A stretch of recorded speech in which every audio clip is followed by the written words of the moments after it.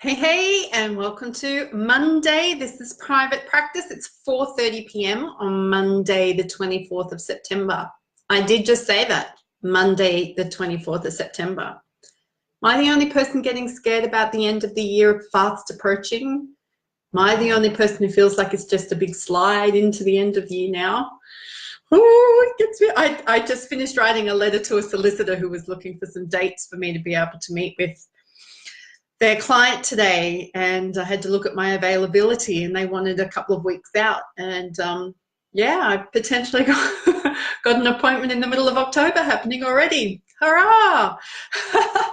Welcome, welcome. How was your weekend? I'm wondering if anybody remembers the this is private practice from Friday. I know, well, Thursday, if you're in the Northern Hemisphere, where I was suggesting or challenging us all to, my gorgeous niece Maggie is on this call. Hello, darling.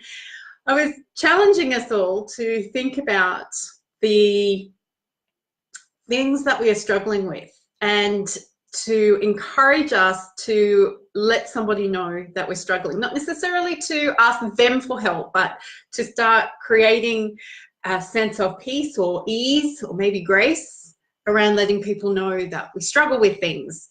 Because one of the things I have found incredibly powerful this year is being a part of an inner circle mastermind where the types of ideas and problem solving coming from all different people has just totally blown my mind. Priscilla, it's lovely to see you on your Sunday evening. So it was interesting on Friday, my husband, when he got home, said that he hadn't watched my video. He sometimes does, but he hadn't watched it on Friday, but he came in and let me know that he needed some help with something straight away. And he confessed that it's been a little bit of time that he's been mulling it over, and it was one of those issues that he thought he should be able to fix and thought he should be able to resolve, but he just couldn't come up with a creative way to get this thing finished or resolved or done. And we were just able to nut it out together in my usual very tactful way. When I'm bordering on overtired, I just went, we'll do this, blah, blah, blah, blah, blah. And that was very gracious of me. I'm being helpful when I do that. It was interesting for me today. I, over the weekend, was getting myself really wound up about this book that I'm writing. This book has become a bit of a nemesis for me at the moment. Oh, Lordy. It's turning into everything I didn't want it to be. But that's okay. And that's my stuff. And I knew this was going to happen if I wrote a book, that my own insecurities and concerns were going to come up, which they have. They come up when I'm nervous about money. They come up when I'm anxious about new business development. They come up when I'm doing something new, like writing a book. So they've got a particular chapter in my book. It happens to be the first one that I just can't make fit. And I've written it 3 times. And these chapters are somewhere between 3,500 and 5,500 words. So it's a lot of words and a lot of polishing. And it sets the tone for the rest of the book. And I just can't seem to bring it to fruition. My gorgeous editor, Kelly, today we had a call. We got on a call together, which we're doing every Monday at the moment, because she knows that I need that level of accountability. I need that level of behavioral prompting around what I'm doing. I also need the affirmation that I'm doing a good job. Let me share that with you. And she just said, stop it. You're going to ruin all the good work that you've done. Let me take a look at it. Let me help you prioritize and streamline, because you're obviously going way off brief now. And I'm going, yes, but it's all good. Because let me assure you that every time you write something, it's all good. Anyone ever written a blog and it's the best friggin' blog of the century? Hello, that's me. Every blog I write, you've all sat there and read them, haven't you? I joke. Hello, Julianne. Good to see you again. So I didn't realize I was asking for help, but just being able to acknowledge something that I was struggling with has resulted in me being able to move forward and for help to arrive, which means I'm freed up in my head now to finish chapter 2.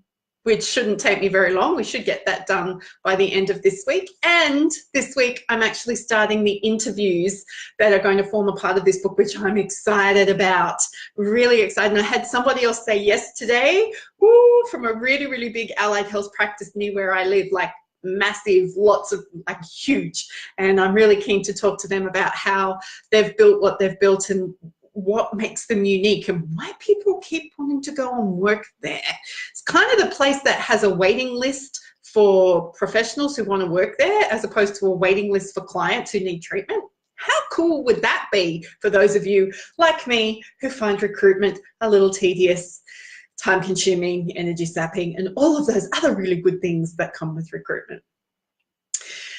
So what is it that you think you need help with, and who can you just express that to? Again, not to get them to answer you, but to get those creative juices and coming up with those ideas from other places and other spaces. You will be amazed at the types of creative ideas people have, or the easy solutions people have that you don't even realize where they're coming from.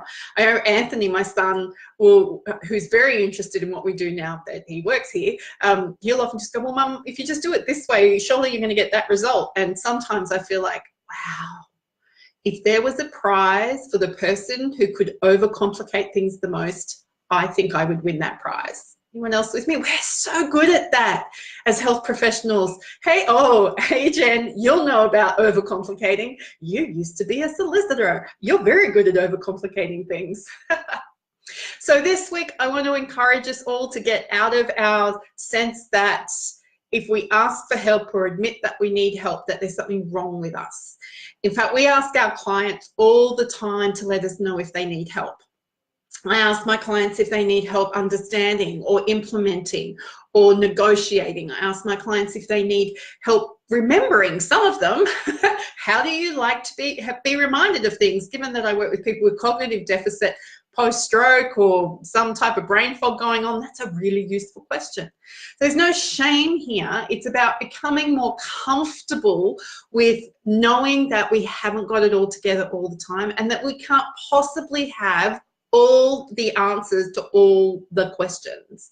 As Priscilla said earlier, we've got an opportunity for growth. So if you don't take the opportunity and you think it's all about you and only the knowledge, and somehow some miraculous, thing is going to happen to your brain and you're going to get the answer, it's kind of time consuming and not really how it works. Might be. I've never really watched Doctor Who. Maybe that's what happens there. But let's be brave this week in going and acknowledging what it is that you think you need some help with, and see what types of help comes your way. If we can manifest anything, maybe we can manifest the help that we need. Well, this is Private Practice. I'm looking forward to another week here in the office, although I will be giving back this desk tomorrow as Sophie returns from leave. So we'll be back to our normal part of the office, over by the piano and the guitar and all the other musical instruments that currently don't have a home. And I will look forward to sharing with you about This is Private Practice as we go forward this week. Have a great night, evening, morning. I'll talk to you again.